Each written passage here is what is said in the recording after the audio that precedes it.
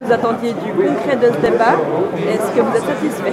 Alors, je pense que l'idée du dual career, ça veut dire dans une université arriver à faire qu'il y ait de la coordination pour arriver à lier les deux, mais vraiment dans le concret sur le terrain, c'est une bonne chose. Mais j'ai l'impression qu'il faudrait plutôt que ça devienne une idée, une motivation nationale. Ça veut dire qu'on commence à dire voilà, dans chaque canton, il y a une université avec une classe qui va être prête à s'adapter au programme des sportifs. Donc ça part dans la direction de ce qui a été dit ce soir, de la flexibilité et une certaine élasticité au du nombre d'années d'études.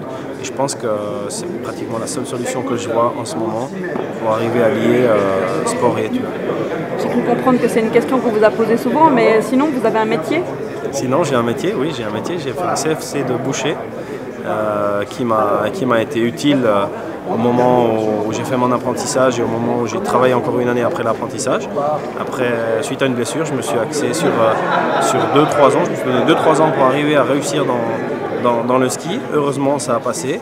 Et voilà, j'ai quand même une formation de boucher, si jamais je veux me retourner ou retourner là-dessus. Mais c'est dommage qu'on pose encore trop souvent cette question aux sportifs d'élite. Ça montre bien qu'un sportif qui a réussi, on ne considère pas que c'est un métier. On considère que c'est peut-être un chanceux qui a réussi à vivre de son talent. Et ça montre un petit peu l'ambiguïté et la contradiction d'un débat qu'on a ce soir. C'est-à-dire que finalement c'est quand même bien d'avoir les deux, parce que si ça ne réussit pas dans le sport, on a quelque chose sur quoi se reposer puis redémarrer dans une vie active normale. Mais dans l'autre sens, est-ce que ce serait nécessaire si on réussit dans le sport ou d'avoir une autre formation? S'il y avait une seule chose à mettre en place, un mot-clé qui serait vraiment important, qu'est-ce qu'on pourrait dire? Je pense que ce n'est pas possible de résumer ça à un mot-clé.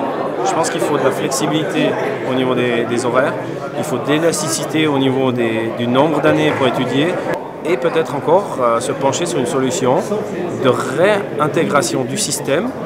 Si à un moment donné, dans ces 5-6 ans, ou cette prolongation du temps d'études, ça n'a pas fonctionné du côté sportif, l'étudiant décide d'arrêter sa carrière sportive, de réintégrer quelque part où on le considérera, ok, pas raté, mais qui puisse terminer ses études dans des bonnes conditions. Finalement, ça fait pas mal ces débats à l'Uni. Bah ouais.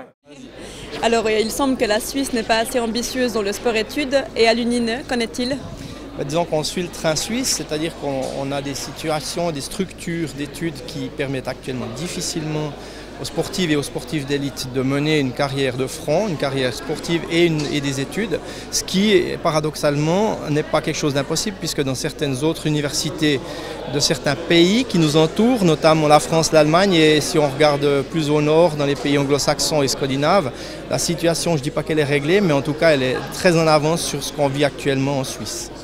Et donc à l'UNINE, on a un programme qui devrait aboutir, on l'espère bientôt, c'est-à-dire que le rectorat est en train de plancher sur le projet qu'on a proposé et voir si on arrive à une solution qui amènerait dans les grandes lignes à une meilleure flexibilisation des études, avec des possibilités de reporter des examens, des possibilités de rallonger les temps d'études pour le bachelor et le master, ce qui serait déjà une aide considérable pour les étudiantes et les étudiants sportifs.